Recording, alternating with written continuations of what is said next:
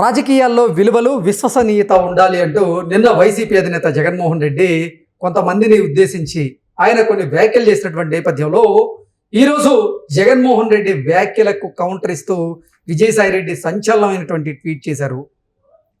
నిజ జీవితంలో, నా వ్యక్తిగత జీవితంలో నాకు విలువలు విశ్వసనీయత క్యారెక్టర్ ఉంది కాబట్టే నేను ఎవరి ప్రలోభాలకి లొంగలేదని, నాలో భయం ఏ అణువులో కూడా లేదు కాబట్టే నేను రాజ్యసభ సభ్యత్వానికి, పార్టీ పదవులకి, రాజకీయాలకి కూడా గుడ్ బై చెప్పాను అంటూ విజయసాయిరెడ్డి సంచలనమైనటువంటి ట్వీట్ పెట్టినటువంటి నేపథ్యంలో జగన్మోహన్ రెడ్డికి అలాగే విజయసాయిరెడ్డికి మధ్య మనస్పర్ధలు పెరిగాయని, విజయసాయిరెడ్డి అప్రూవర్గా మారి జగన్మోహన్ రెడ్డికి భారీ షాక్ ఇచ్చేందుకు సిద్ధమయ్యారని రకరకాల వార్తలు వస్తున్న నేపథ్యంలో ఈ అంశం మీద మనం విశ్లేషణ చేసుకుందాం. ప్రస్తుతం మనతో పాటు ఉన్నారు తెలుగుదేశం పార్టీ రాష్ట్ర అధికార ప్రతినిధి సూర్యదేవర్ లత గారు. లత గారితో మాట్లాడుతాం. లత గారు నమస్తే అండి. నమస్తే. జగన్మోహన్ రెడ్డితో మనస్పర్ధలు వచ్చిన తర్వాత విజయసాయిరెడ్డి రాజ్యసభ సభ్యత్వానికి అలాగే పార్టీ పదవులకి, రాజకీయాలకు కూడా గుడ్ బై చెప్పిన నేపథ్యంలో ఆ మనస్పర్ధలు పెరిగాయని, ఆ మనస్పర్ధల కారణం చేతనే ఇప్పుడు విజయసాయిరెడ్డి అప్రూవర్గా మారబోతున్నారని, జగన్మోహన్ రెడ్డికి భారీ జలకిచ్చేందుకు సిద్ధమయ్యారని, అందులో భాగంగానే ఈరోజు ఆయన సంచలనమైనటువంటి ట్వీట్ పెట్టడం జరిగింది అనేటువంటి వార్తలు వస్తూ ఉన్నాయి. వీటిని ఎలా చూడాలంటారు? అంటే జగన్మోహన్ రెడ్డి ఒకవేళ ఆపాలి అనుకొని ఉంటే, విజయసాయిరెడ్డి గారిని ఆపాలి అనుకొని ఉంటే ఆపుండొచ్చేమో. ఎందుకంటే వాళ్ళిద్దరూ కలిసి ప్రయాణించారు చాలా సంవత్సరాల వరకు. సరే, కేసుల్లో కూడా జాయింట్గా ఇద్దరివి ఉన్నాయి. సరే, చాలా విషయాల్లో విజయసాయిరెడ్డి గారు సేవ్ చేస్తూనే వచ్చారు. ఒకవేళ నిజంగా ఇది డ్రామానా అనుకుంటే అయ్యుండొచ్చు కూడా అనుకోవచ్చు. ఎందుకంటే డ్రామా అయితే పబ్లిక్లోకి తీసుకురావాలనే ఒక ఆలోచన వీళ్ళిద్దరికి కాంట్రవర్షియల్గా స్టార్ట్ అయింది. ట్విట్టర్ వేదికగా ఇప్పుడు ట్వీట్ చేసుకుంటున్నారు. ఆయన ట్విట్టర్లో ఆన్సర్ ఇస్తున్నాడు, ఈయనేమో ప్రెస్ మీట్లు పెట్టి మాట్లాడుతున్నాడు. అది కూడా అయ్యుండొచ్చు కూడా అని అనుకోవచ్చు. కానీ ఇక్కడ ఏంటంటే నిజంగా మీరు చెప్పినట్లుగా విజయసాయిరెడ్డికి వైఎస్ జగన్మోహన్ రెడ్డికి మధ్య మనస్పర్ధలు ఉన్నది ఒక డ్రామా. ఆయన ఆ పార్టీకి రాజీనామా చేయడం కూడా ఒక డ్రామా. జగన్మోహన్ రెడ్డి ఈ డ్రామాను ఆడిస్తున్నాడు అని మీరు చెప్తూ ఉంటే, ఆ డ్రామా వల్ల జగన్మోహన్ రెడ్డికి కానీ, వైఎస్ఆర్సీపీకి కానీ, లేదంటే విజయసాయిరెడ్డి గారికి కానీ వచ్చేటువంటి లాభం ఏంటి అంటే ఏం చెప్తారు? ఇక్కడ ఒక కేసులో ఇద్దరు A1 A2గా ఉన్నారు. ఒకటి ఆయన నిజంగా విభేదిస్తే, నిజంగా సీరియస్గా తీసుకొని ఉంటే ఆయన అప్రూవల్గా మారాల్సిన టైం వచ్చినట్టే. సో మనకు ఆ కేసు వెళ్ళే విధానంలోనే కానివ్వండి, ఎక్కడా కూడా ఆ కేసుకి వెళ్ళేటప్పటికి ఇద్దరు అవుతారు. తర్వాత వచ్చి బయట ఇలా మాట్లాడతారు. సరే, నువ్వు ఎవరి కోసం చేసావు? ఇప్పుడు విజయసాయిరెడ్డి గారు ఒక చార్టెడ్ అకౌంటెంట్గా జగన్ గారి ఆస్తులు చిట్టా అంతా ఆయనకి తెలుసు. అందుమూలనే ఆయనకు కూడా అది అంటుకుంది. సరే, అది అంటుకున్న విధానంలో నీ ఉద్యోగం ఎంతవరకు, నీ పని ఎంతవరకు అనేది నువ్వు మాట్లాడి ఉండాలి విజయసాయిరెడ్డి గారు. అది అప్రూవల్గా మారే అవకాశాలు ఆయనకు ఉన్నాయి అక్కడ. కానీ ఆయన అక్కడ అప్రూవల్గా మారుతాడో లేదనేది మనం ఇంకా వెయిట్ చేసి చూడాలి. ఇంకోటి ఏంటంటే, ఒకవేళ నిజమే అయితే, వాళ్ళిద్దరిలో విభేదాలు తారాస్థాయికి ఉన్న మాట నిజమే అయితే ఆయన అప్రూవల్గా మారాల్సిన అవసరం ఉంది. ఇంకొకటి, మేబీ షర్మిల గారి దగ్గరికి ఒకవేళ ఇట్లా గొడవలు ఉంటే, అదే కానీ కలిసి ఉన్నప్పుడు షర్మిల గారి ఇంటికి వెళ్ళి 2 మాటలు వెళ్తేనో 3 మాటలు వెళ్తేనే అప్పుడు ఎక్కువ న్యూస్ అయ్యేది. అంటే జగన్మోహన్ రెడ్డి సంధి కుదుర్చడానికి విజయసాయిరెడ్డి గారిని పంపించారా అనేది ఒక హెడ్లైన్స్లో వచ్చేది.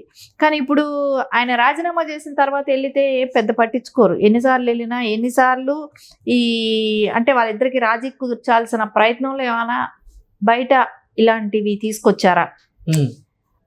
అంటే బయట వాళ్ళిద్దరికి విడిపోయారు కాబట్టి వీళ్ళిద్దరు కలిసారని అనుకుంటున్నారు. ఒకవేళ మనం ఇంకొక వేలో ఆలోచిస్తే, ఏమో వీళ్ళిద్దరిని అన్నా చెల్లెల్ని కలపడానికి ఆయన ఏమైనా బయట వచ్చాడా? ఎందుకంటే ఆస్తులు చిట్టా అంతా తెలిసిన వ్యక్తే అతను. అంటే గతంలో సంపాదించింది. ఇప్పుడు సంపాదించిన దానిలో ఇప్పుడు ఆ దగ్గర దగ్గర 6 లక్షల కోట్లు కూడా వేసాడు, వెనకాల వేసాడు. దానిలో షర్మిల గారికి ఎలాగో సంబంధం ఉండదు. గతంలో 43,000 కోట్లు ఏదైతే ఉందో దానిలో ఆవిడకి సంబంధం ఉంది కాబట్టి ఈ విడిపోయినట్టు నటిస్తూ విజయసాయి రెడ్డి గారు జగన్మోహన్ రెడ్డి విడిపోయినట్టు నటిస్తూ ఇంటర్నల్గా ఉన్న ప్రాబ్లాన్ని చక్కదిద్దటానికి వెళ్ళాడా అనేది ఒకటి ఆలోచించాల్సిన విషయం ఇక్కడ. సో ఖచ్చితంగా వాళ్ళు విడిపోయి ఉంటే, నిజంగా విడిపోతే అరే పొద్దున ఆయన అప్రూవల్గా మారాల్సిన అవసరం ఉంది. ఇది బాగా నోట్ చేసుకోవాల్సిన విషయం. ఆయన అప్రూవల్గా మారితే కానీ ఇది నమ్మటానికే లేని విషయం, నమ్మలేని విషయం. ఇది నమ్మటానికి లేదు. ఇది నిజంగా జగన్మోహన్ రెడ్డికి విజయసాయి రెడ్డికి మధ్య మనస్పర్ధలు పెరిగాయా? ఆ మనస్పర్ధల కారణంగానే ఇప్పుడు విజయసాయి రెడ్డి అప్రూవర్గా మారాలని డిసైడ్ అయిపోయాడా? జగన్మోహన్ రెడ్డికి భారీ ఝలక్ ఇవ్వడం ఖాయమా? అందులో భాగంగానే ఈ ట్వీట్ పెట్టాడా?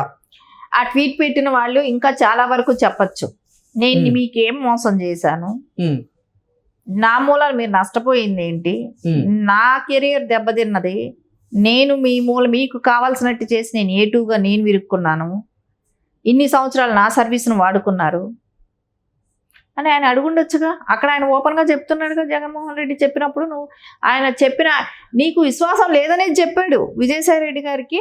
నీకు విశ్వాసఘాతకుడు అని చెప్పాడు. నీకు నేను రాజ్యసభ ఇచ్చాను, ఇన్ని చేస్తే నువ్వు విశ్వాసం లేని వాళ్ళలాగా ప్రవర్తించావన్నట్టు చెప్పాడు. కానీ ఈయన ఎందుకు ఏదో లైట్ వేలో అలా పెట్టేశాడు, నేను ఎవరిని మోసం చేయలేదను, లేకుంటే ఏదో అట్లా తడిపినట్టు అట్లా లైటర్ వేలో అలా వెళ్ళేటట్టు. ఎందుకు కౌంటర్ ఇవ్వచ్చుగా? వాళ్ళల్లో నిజంగానే ఉంటే కౌంటర్ ఇవ్వచ్చు కదా, ఎందుకు ఇవ్వట్లేదు? అంటే మీరు సోషల్ మీడియా ప్రకారం ఆయనేమో ప్రెస్ మీట్ పెడితేనే ఈయనేమో ట్విట్టర్లో సమాధానం చెప్తాడు. సో మీరు చేసేది ఇంటర్నల్ చేసేది చేసుకుంటా పోతారు. ఇక్కడ ఎవరిని పిచ్చాలని చేస్తారు, ఎవరు నమ్ముతారు అనుకుంటున్నారు? ఎన్ని రోజులు ఇట్లాగే పొడిగిస్తాం అనుకుంటున్నారు? ఇక ఇది ఖచ్చితంగా అయితే డ్రామా లాగానే కనపడుతుంది. అసలు అది డ్రామానో నేను చెప్పేది అబద్ధమో తప్పు అని అనుకుంటే ఆయన ప్రూవ్లుగా మారమనండి. ఒకవేళ వాళ్ళిద్దరిది డ్రామా కాకుండా అది నిజమే అయితే పరిస్థితి ఏంటి? నిజమే అయితే అప్రిషియేట్ చేయొచ్చు. జగన్మోహన్ రెడ్డి లాంటి వ్యక్తిని భయపడి వదిలేసి వచ్చి ఆయన గురించి భయం కూడా ఉండొచ్చు. మేబీ పక్కనే ఉంటే మళ్ళీ నెక్స్ట్ ఇంకొక 2-3 ఏళ్ల తర్వాత నన్ను వేసేస్తాడనే భయం కూడా ఉండొచ్చు. ఎందుకంటే సొంత బాబాయిని వేసే సింపతి కార్డు వేసుకోలేదా? అదేలాగా నేను ఏటూగా ఉన్నాను కదా, పార్టీలో కీలక ఇదిగా ఉన్నాను కదా, నన్ను కూడా వేసేసే అది కూడా ఉండొచ్చు. కానీ అలా ఉన్నప్పుడు ఇప్పుడు ఈ పరిస్థితిలో ఎదిరించవచ్చు కదా. ఇప్పుడు ఆయన ఏమో సీఎంగా లేడు, సెంట్రల్లో కూడా సపోర్ట్ ఏమీ లేదు. అలాంటప్పుడు ఎందుకు ఎదిరించలేకపోతున్నారు, ఎందుకు బయటపడట్లేదు? ఒకవేళ మీ ఇద్దరికి నిజంగా విభేదించినట్టయితే బయటపడండి, చెప్పండి, అప్రూవల్గా మారిపోండి. ఇన్ని అవకాశాలు ఉన్నాయి కదా, ఎవరిని మోసం చేద్దామని ఇప్పుడు ఇక్కడ ప్రజలనా చూసేవాళ్ళు పిచ్చోళ్ళ? మీ డ్రామాలు ఏదో ఒకటి ఓపెన్ అవ్వండి. ఎన్ని రోజులు ఇలాంటి డ్రామాలు చేస్తారు? ఖచ్చితంగా ఓపెన్ అవ్వాల్సిన టైం వచ్చింది.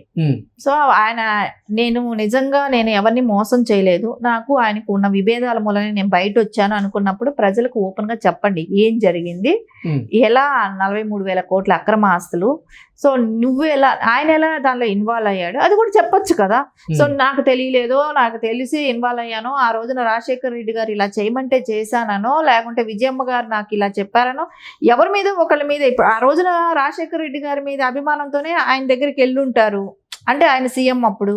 సో అట్లాగా ఆయన మీద అభిమానంతో నేను వాళ్ళు చెప్పినట్టు చేశానో, ఈ రోజున ఐఏఎస్లు ఐపీఎస్లు అందరూ చెప్పి ఇది అవ్వట్లేదా? అదేలాగా ఆయన కూడా అవ్వచ్చు కదా. సో వాళ్ళ ఇద్దరిలో ఎలాంటి ఇది లేకుండా ఉంటే, అంటే కలిసి కానీ చేయకుండా ఉంటే, వాళ్ళు నిజంగా విభేదించుంటే బయట వచ్చి ఓపెన్గా చెప్పాల్సిన టైం కూడా వచ్చేసింది. ఓకే అండి, thank you so much. Thank you.